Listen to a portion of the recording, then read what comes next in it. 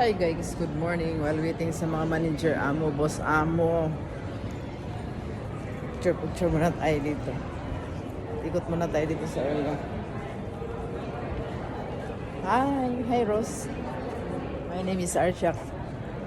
Welcome to Atlantic City. Char.